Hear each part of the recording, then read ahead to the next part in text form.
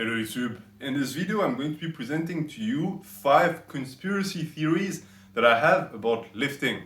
But before I start, I have to say that I have an issue with the term conspiracy theories because in reality it doesn't mean much.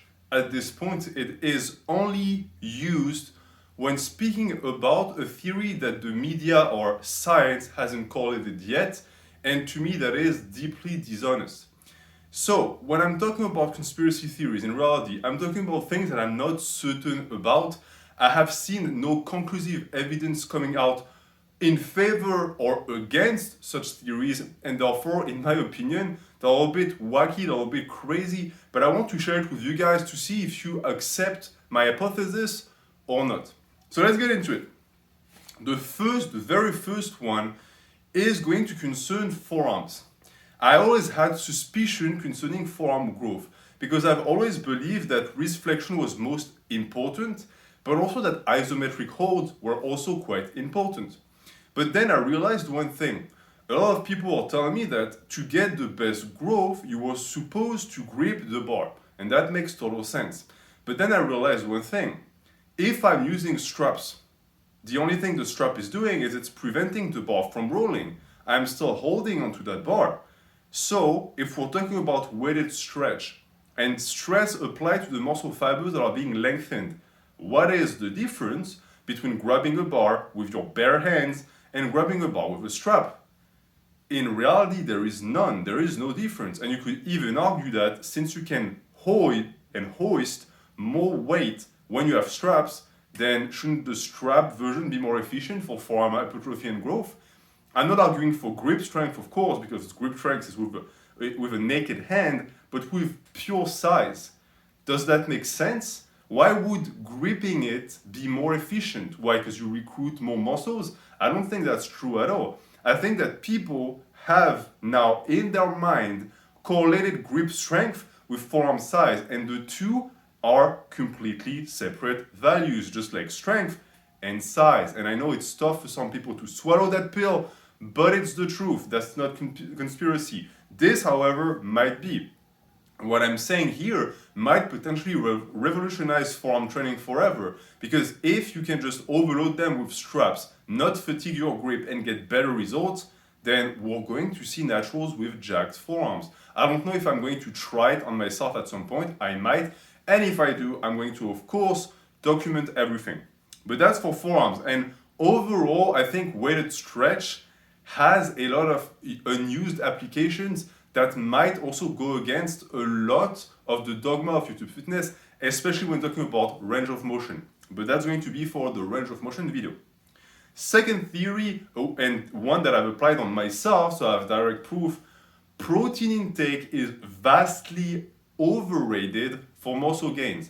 Not necessarily because it means that you don't need protein to build muscle, of course you do, but the amount of protein is what I'm arguing here, because every single time I see some studies coming out and I look at the lowest value, I'm pretty sure that this lowest value isn't really the lowest value on the spectrum. It is still quite high, meaning that if you took the lowest denominator and you applied it to yourself, you would still have room to take even less. I've gotten to a point where I sometimes get 50, 60 grams of proteins in a day, and I'm still growing, I'm still gaining strength, I'm still progressing. So what exactly was I gaining from consuming sometimes 100 grams of proteins above what I'm consuming?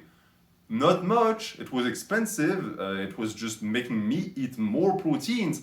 But in reality, it didn't make a big difference. And so my argument for this conspiracy theory is the entire idea surrounding protein consumption has been manufactured from the start by bodybuilding magazine in the 70s that pushed those insanely high protein diets because they knew it was impossible to do with a normal appetite on a normal quote-unquote diet lifestyle. Like you're not going to eat chicken 6 times a day, and therefore it helped them create a space for a product that was now needed, aka whey protein, because it was a convenient and easy way to intake massive amounts of protein. And that's how they sold their garbage.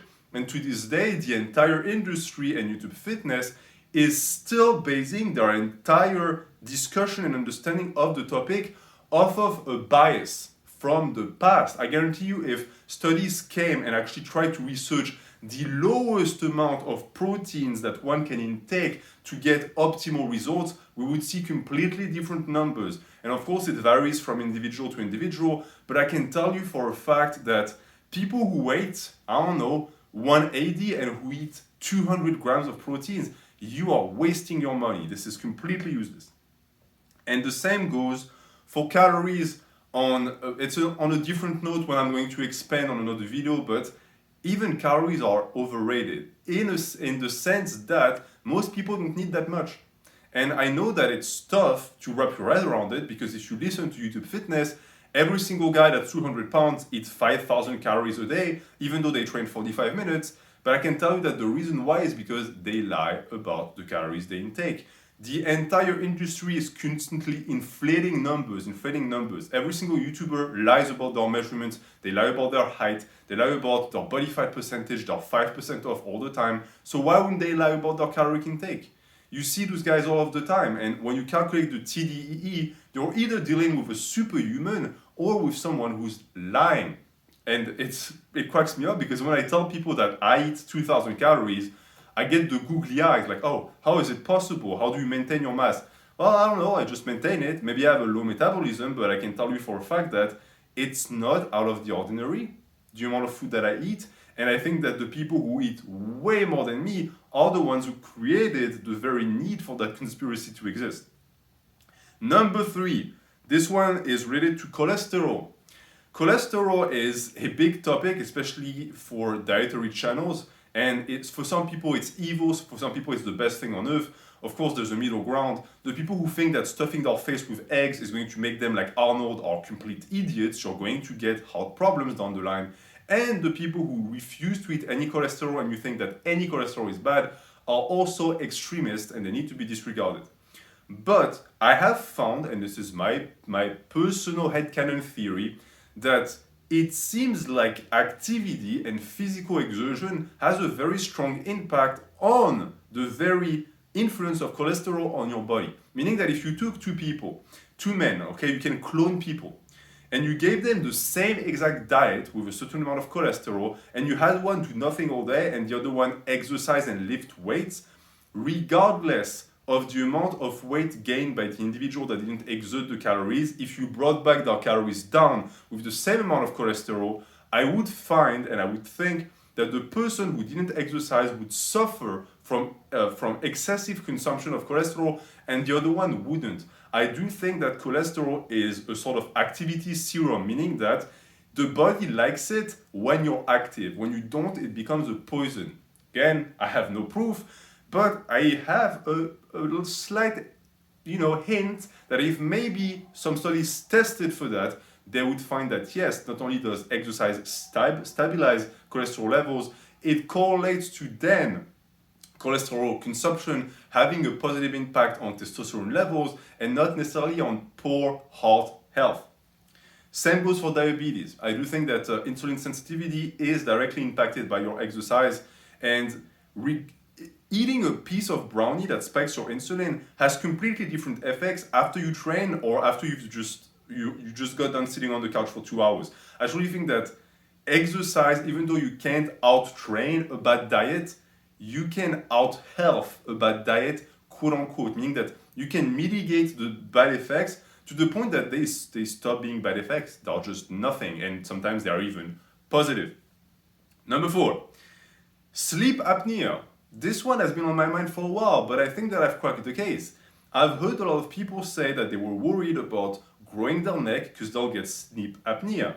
And I've seen a ton of studies used as an example saying, okay, look at this guy. His neck size increased, he got sleep apnea. I don't want sleep apnea, therefore I'm not going to train my neck. Well, I have found something with all of these studies that I never hear being brought up, and it's the fact that the men didn't just grow their neck, they also grew everywhere. They got fat. So the entire circumference of the body grew, it's not just the neck. I have never seen a study that just tests for muscular gains in the neck. And guess what? When you get overweight, the weight that increases is also the weight on your chest, meaning that you have difficulties breathing because of the fat mass that you start to accumulate around the torso. And I think that this is the reason why those guys get sleep apnea. Of course, the neck increase also plays a role, but I'm pretty sure that if you just maintain only a slow bulk and you didn't get super fat, and you just got muscle mass in your neck, you wouldn't have any problems. And I'm using myself as an example. Through puberty, my neck went from like pencil neck to pretty thick neck out of nowhere, just like through the magic of hormones. And then it kept growing. And it's not massive because I don't focus on it as much as I should be, but it's pretty big. And I don't have sleep apnea, not even the start of it. But back when I was 240, I had pretty bad sleep apnea and my neck was the same size. The only difference is that I dropped fat. My neck is the same circumference. So I do think that growing your neck, as long as it's muscle and not fat, will be just fine. Because understand a lot of people carry a lot of fat around their neck. It's also the reason why people who say that they gain inches on their neck but they bulked aggressively. I mean, yeah, you got fatter. That's the entire end of the discussion. But if it's muscle supports structure. So the entire trachea and the air ducts wouldn't collapse because the muscles would actually keep them safe and give them space. So that's one thing that I'm pretty sure is correct. And the same goes for the chub rub. You hear guys say, I don't want to grow my legs too much because I get chub rub. I have 26, close to 27 inches size. I don't have any chub rubs. But again, when I was 240, I had chub rubs. What was the difference? Now I have muscles. Back then I had fat. When you have fat in your hamstrings, they rub together and it chafes and it hurts. If it's muscles stay tight. And the last one, and the one that is the most secure in my mind, and I'm pretty sure that science has already proven it, but the pump. I'll make a full video about the pump just for the heck of it. But the pump it's a myth. It's completely useless in the sense that if you compare it to muscle fiber damage through tension with progressive overload, it does absolutely nothing. If you were to compare the two in terms of percentages, you would find that the pump does nothing. And of course, just like with the protein myth, that comes from bodybuilders. Bodybuilders, they pump up their muscles. It looks impressive. They film it for Instagram or YouTube. And the novices that follow their channel think, okay, he did this, got a pump, got big. It means that the pump got them big. Nope, the drugs got them big. The pump just accentuates the muscles. That's it. Getting a pump is good for some metabolic damage here and there, but it's not necessary. And again, direct proof, I train in Arctic conditions 8 months out of the year. I have 0 pumps. 0 pumps. In any muscle group, I'm never pumped.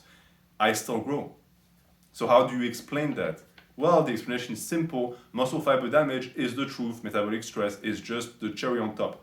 And to finish, I also want to debunk the filling the muscle meme of the mind-muscle connection. Mind-muscle connection has its use. I've detailed them on the channel in the past. But just because you don't feel a muscle doesn't mean that it won't grow. I don't feel my legs when I squat. I do not feel my legs when I squat. I don't get them pumped. I don't have like the muscle pain or whatever. It feels like I have no legs, right? It's just up and down, and yet they grow like weeds. So the muscle connection and the sensation of the muscle is again a myth propagated by pro bodybuilders, and the only use it has is to help you connect with the muscle groups that you can't target, which is really a question of form and technique and not necessarily of mind connection, spirituality nonsense. So I'm going to leave you with that. These are my 5 conspiracy theories about lifting. Let me know the ones that you think are correct and the ones that you think can be debunked, and let me know the ones that you have. Have a good day.